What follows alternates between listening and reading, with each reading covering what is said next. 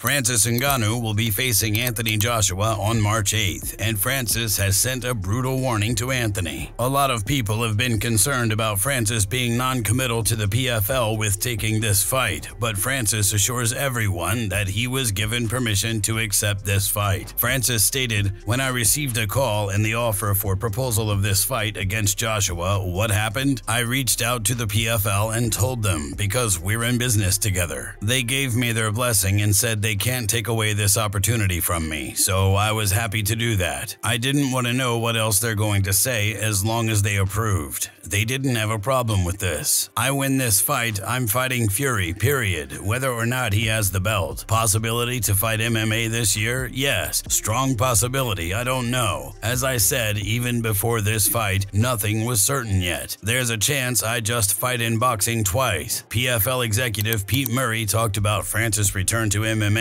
and he believes that he'll fight again later this year. Pete stated, "He's got a big fight coming up now with AJ, right? On the heels of shocking the world and Tyson Fury. We're really proud and happy for Francis, but he will be returning to the cage later this year after the Joshua fight, so we're putting that fight together. And Francis is going to take on both sports, and it's just been incredible to watch his journey, and more to come there." In addition, not only will Francis return to the PFL stage in our Super Fights division, but we'll be making announcements in March on PFL Africa because it is on for 2025 with Francis at the helm as our chairman. Francis is very excited about it. Francis is committed to the PFL. He's committed to continuing competing in MMA, so we don't expect a win over Joshua to prevent a PFL debut. Jake Paul is proud of Francis for signing with the PFL, and he thinks that he's showing fighters what it means to be independent. Congrats on signing Francis Ngannou to PFL.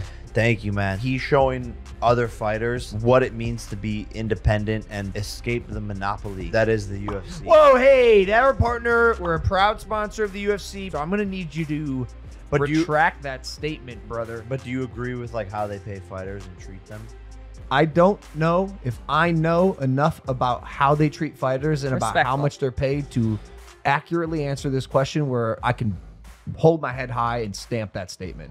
Good answer. Weasel your way out, you lib. Well, all right, so yeah. While many people are comparing this fight to the one between Ngannou and Tyson Fury, Tyson's sparring partner has revealed inside info on what happened at camp. He stated, "To be honest, I was in Tyson Fury's camp. If you watch my interview at the event, when people are asking me, I was saying I will not be surprised to see Ngannou drop Tyson Fury, because to be honest, Tyson was not 100% focused in the gym. For me, my opinion is that the signed contract with Usyk affected his mind for the Ngannou fight. I've never seen Tyson training like that. He was doing 4 rounds, 6 rounds in the gym for sparring. I think he thought he was going to stop him, then look forward to the big fight against Usyk. Maybe he's watching this and knows he wasn't 100% focused. That's not the Tyson Fury I knew when he was preparing for Klitschko, Chisora, and Dillian White. This was different. Tyson Fury was just in the ring with Francis Ngannou though, and he admits that Francis hits harder than most heavyweight boxers. How hard does he punch? You've obviously been him against Wilder, people regard as one of the heaviest punches of all time.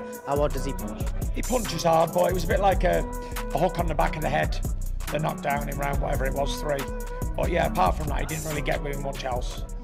Fraser Clark believes that Anthony Joshua has a bigger opponent waiting for him after Francis Ngannou, and he stated, "The good thing is about that one between Ngannou and Fury, we've already had a look at him now. Before, Fury was like the tester. He had to get in there when he wasn't quite sure, and neither were we, about what he was going to get. I think Joshua can beat him and can beat him well. If the world title is your aim, then I would probably say you'll want a more competitive name on your resume to get back to that stage. You've been at the top, you've come down a bit, and you've now just fought Otto Wallen to bridge the gap. Maybe you need to bridge the gap again to the next level up to get you ready for the world titles. I'm not sure if Ngannou is that." Saying that he had a good performance against Fury, but then again, what does it come down to? I hate having this conversation with people because it's not what people want to hear. But pound notes are a massive thing in boxing, and I think ultimately that will do the talking. Eddie Hearn believes in Anthony Joshua, but he believes that Francis has a very dangerous aspect to watch out for. Eddie stated, "Everyone is gonna play my previous clips saying that Francis Ngannou couldn't win an English title before he fought Tyson Fury. I feel like he's earned that shot, or certainly to continue at that level. I fancy the fight. I really believe AJ knocks him out, but it is a dangerous fight. I know that this guy is a big lump that can really punch, and I think he has no fear, which makes him dangerous. But I feel like AJ is in a great place, and I expect him to pick him apart and knock him out." Carl Froch definitely doesn't think that this is necessarily a bad fight, and he stated, "Who would have thought? My initial thoughts are it's not a bad fight. It's a fight that Anthony Joshua could potentially struggle with. He's not a professional boxer, so it was his pro debut against Tyson Fury. Tyson Fury wasn't at his best, but Ngannou comes away with a lot of credit from that fight. It's not a bad fight. They're both big and strong and can punch, so it's a fight I'm looking forward to, if I'm totally honest. It's a fight I could get excited about. I'm just not sure it should be happening because Anthony Joshua wants to become a 3-time heavyweight champion, but where's the title? The Filip Ergovic fight is big. That'd probably be for the IBF title if that becomes vacant. That's a fight we've been talking about. The Zhilei Zhang fight. That's a great fight I want to see Anthony Joshua in. We're getting further and further away from these fights potentially happening if he jumps in there with Ngannou. Simon Jordan really isn't a fan of this fight, and he had no problem expressing himself. I don't like everyone being the Saudis' poodle. Yeah.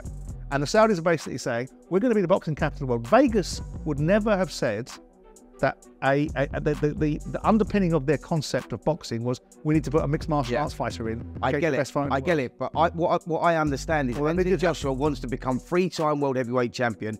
That IBF fight is going to happen with Filip Hrgovic. We're looking at probably May, June. I'm not disagreeing with you. But Simon, it's called prize fighting, and Anthony Joshua is getting astronomical money for fighting Francis Ngannou, and it will do huge. But this is great. And I get this is being trotted out by lots of people in boxing. This lovely, everyone knows it's prize fighting, right? Everyone knows what that means, right? Absolutely. But at the end of the day, why would you put in, let's say, Zhilei Zhang? At the end of the day, also people want to see credible fights between the best fighters, right? So it's great that we all understand what the antidote for everyone's argument is, right? Every time someone says, well, hang on a second, there's better fights.